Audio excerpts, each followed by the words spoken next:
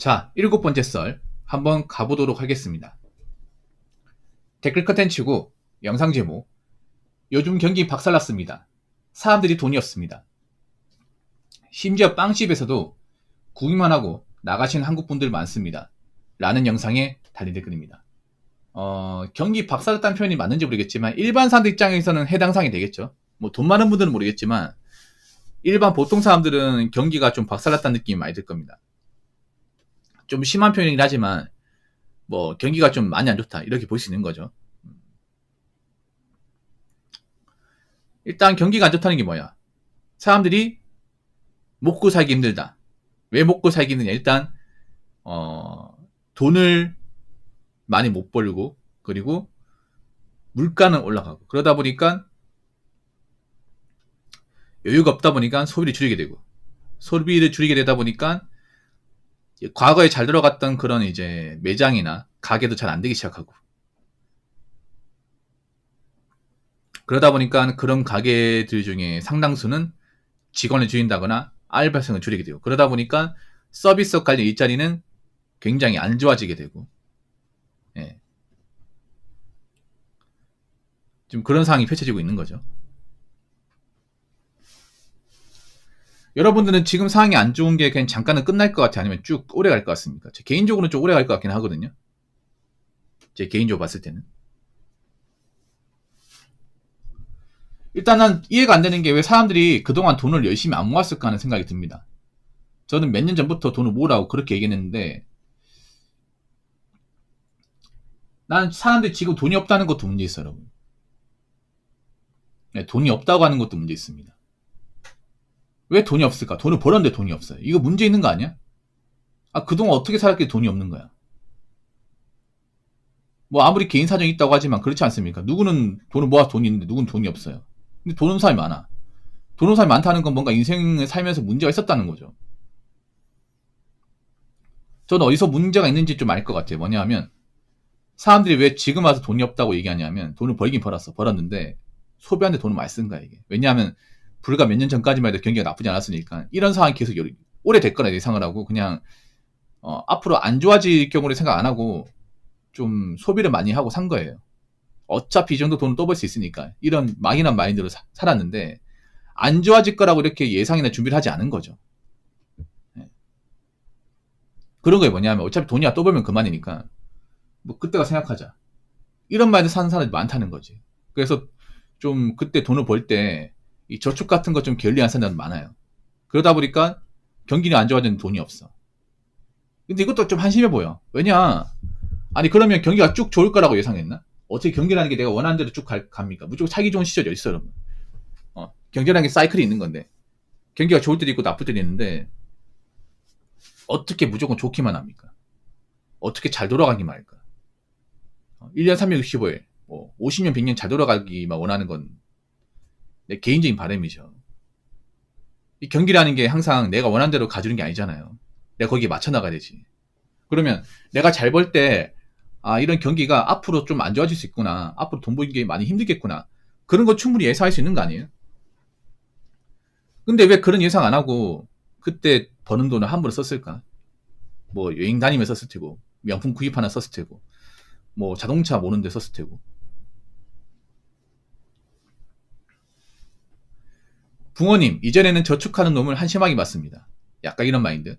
어차피 주식이나 코인으로 불리지 뭐하러 넣어도 이렇게 사람을 바보 취급하더라고요. 그런 사람도 있었죠. 근데 정작 주식으로 코인으로 이제 뭐 불리지 얘기한 사람이 불린 사람이 없어요. 오히려 날렸죠. 제가 한 4년 5년 전에 뭐 돈 모아야 된다 얘기하면 날 한심하게 봤어요. 진짜로. 한참 코인 비트 열풍 불었을 때는 나 같은 인간을 막 듣지 말라고 얘기했습니다. 저 사람 얘기 듣지 말라고. 사람들 다 지금 불장에 다 들어가 있는데 왜 자꾸 돈 모으라는 거냐. 이 시대에 뒤떨어진 인간아. 저한테 이렇게 얘기한 사람도 있었습니다. 근데 그 사람들 안 들어와요. 안 들어와. 그리고 저한테 그렇게 얘기했다가 나중에 눈물 흘리면서 온 사람이 있었어요. 왜 그러냐면 불장대 가지고 있는 거 다 털어놨다가 다 꼬라박은 거예요. 웃긴 게 뭐냐 하면 난 코인 한 사람들 싫어하는 게 뭐냐 하면 막상 자기가 재미 보고 이득 볼 때는 나 같은 사람 안 찾다가 다 꼬라보고 날 찾습니다. 이 쫄보 같은 인간들. 내가 코인 하는 거 정말 싫어하는 게 뭐냐 하면요. 코인에서 날려먹은 사람들 싫어하는 게 나는 별로 동정심이 안 느껴져, 이 사람들이. 예. 하나같이 평소에는 난 안 찾아요. 자기들이 재미 보고 막 자기들이 뭔가 잘 될 때는 나 같은 사람은 뭐 1도 안 찾습니다. 그러다가 자기들이 뭔가 이제 꼬여가지고 돈 날려먹고 빚 생기면 그때 가서 나보고 도와달라 그래. 자기는 날 도와준 적도 없으면서. 하여튼 내로남불 진짜. 이 쫄보들. 코인 쫄보들 진짜. 오기만 해봐. 코인판에 쫄보들 다 모아놨어 이거를. 근데 이렇게 얘기를 할 말 없어. 당신들이 나한테 한지 생각하면. 지금 사람들이 먹고 살기는 게 어떻게 돼요? 오히려 빚을 내가지고 투자한 사람도 많이 생겼잖아요. 지금은 이 와중에도. 그러니까 지금 이 와중에도 정신을 못 차린 사람도 못 차려요. 오히려 먹고 살기 힘드니까 정신을 더 못 차리는 것 같아. 심지어 빵집에서도 구경만 하고 나가시는 한국분들 많습니다.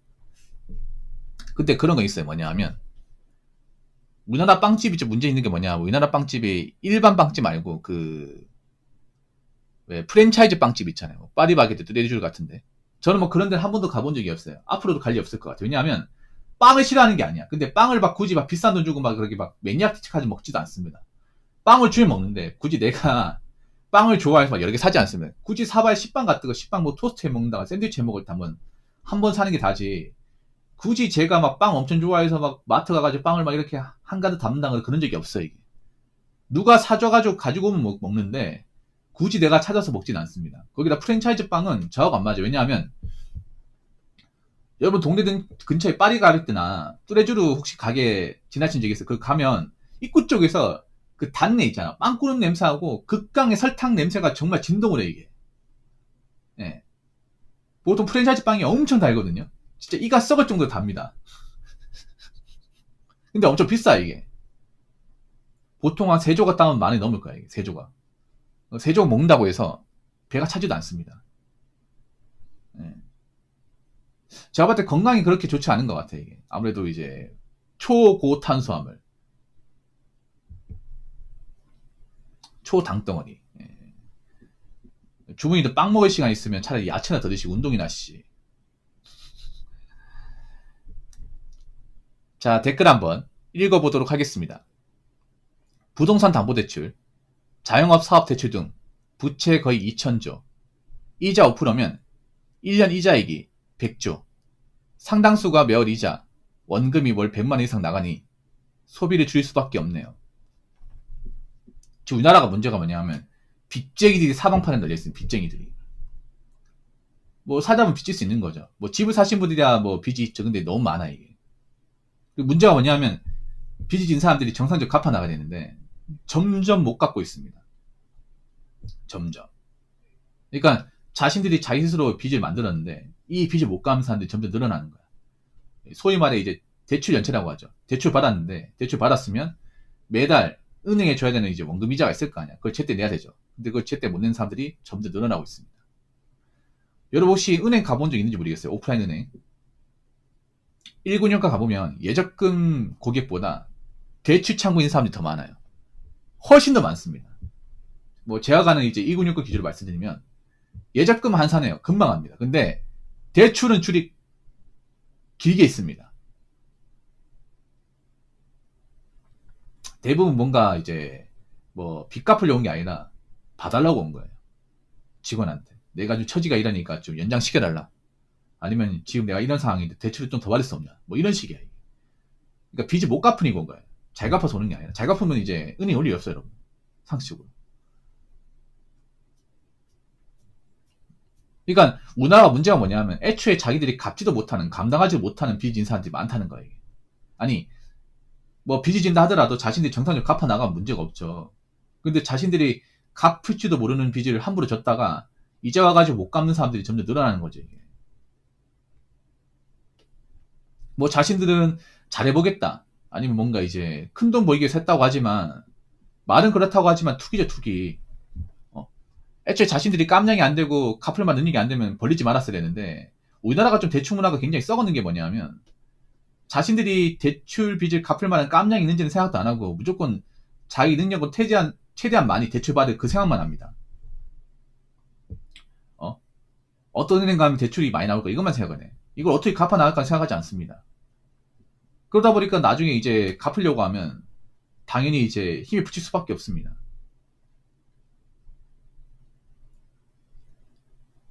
은행에서도 자꾸 저렇게 이제 빚을 재서 못 갚게 되면 은행도 참지 않죠, 여러분. 계속 몇 달 못 갚게 되면 은행도 있잖아요. 이렇게 되는 거죠. 더 이상 못 봐주겠다.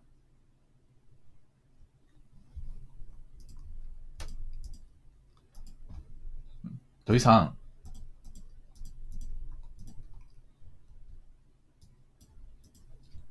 못 봐주겠습니다. 저 고객님, 저희가 있잖아요. 대출해준 거 다 돌려받고 싶어요. 이시상환 해주세요. 이시상환 못하면 본인 그 담보물 경매에다 붙이겠습니다. 본인 집 담보를 하신 거요. 그 경매 넘길 거니 그렇게 하시고요. 저희도 이제 못 참겠습니다. 이렇게 나오는 거죠, 이게.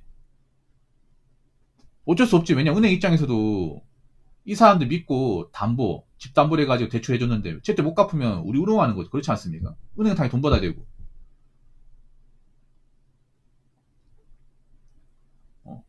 그 사람들 집을 팔아서 돈 받아야 될 거 아니야. 이거 나쁘다 볼 수 없어요.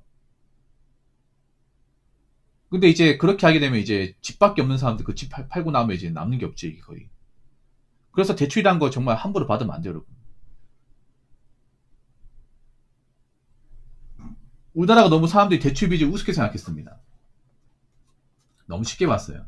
쉽게 봤으면 쉽게 본 대가를 치러야죠. 앞으로 점점 못 갚는 사람들, 점점 못 갚아서 대출 금액이 밀리는 사람들. 대출이 계속 밀리다 보니까 은행에서도 이제 참지 않고 뭐 담보물을 경매로 이제 올린다거나 아니면 일시상환한다거나 그렇게 좀 도촉하는 그런 사례가 많을 겁니다. 그러면 점점 빚이 있는 사람들은 이제 코너로 몰릴 수밖에 없습니다. 그렇기 때문에 자신들이 감당하지 못할 빚은 지면 안 됩니다. 아시겠죠?